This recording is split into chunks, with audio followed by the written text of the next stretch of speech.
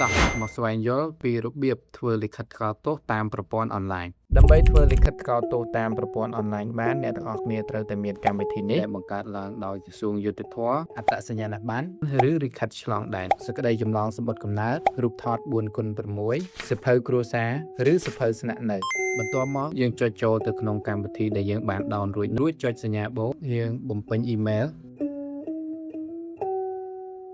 ចុចសញ្ញាខ្វែង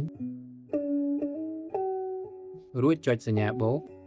កន្លែងនេះគឺជាកន្លែងដែលយើងជ្រើសរើសចំនួនសន្លឹកនិងប្រភេទអក្សរដែលយើងចង់បាននិងចំនួនថ្ងៃដែលយើងចង់ធ្វើលិខិតថ្កោលទោសនោះនៅពេលដែលយើងជ្រើសរើសចំនួនសន្លឹកនិងប្រភេទអក្សរដែលយើងចង់បានរួចហើយសូមចុចយល់ព្រមបន្ទាប់មកនឹងចេញទម្រង់បែបនេះសូមចុចទៅយករូបថតជាប្រភេទរូបថត 4x6 រួចស្កេនអត្តសញ្ញាណប័ណ្ណឬលិខិតឆ្លងដែន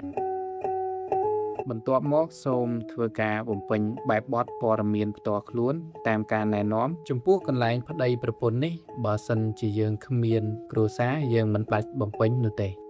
មកដល់កន្លែងនេះជាកន្លែងចូលទៅយកសេចក្តីចម្លងសម្បត្តិកំណើតនិងសៀវភៅគ្រួសារឬសៀវភៅស្នាក់នៅសូមបញ្ជាក់ថាចំពោះសៀវភៅគ្រួសារនិងសៀវភៅស្នាក់នៅត្រូវថតជាពីរផ្ទាំងទី1គឺថតផ្ទៃខាងមុខនិងមួយទៀតថតផ្ទៃខាងក្នុងនៅពេលដែលយើងបញ្ចូលឯកសាររួចរាល់យើងសូមចុចពាក្យថារក្សាទុកបន្ទាប់មកចេញទម្រង់បែបនេះសូមចុចពាក្យថារក្សាទុកសូមបងប្អូនអូសទៅក្រោមរួចចុចសញ្ញាគ្រីសក្នុងប្រអប់មុនបងប្អូនចុចដាក់ស្នើត្រូវប្រកាសថា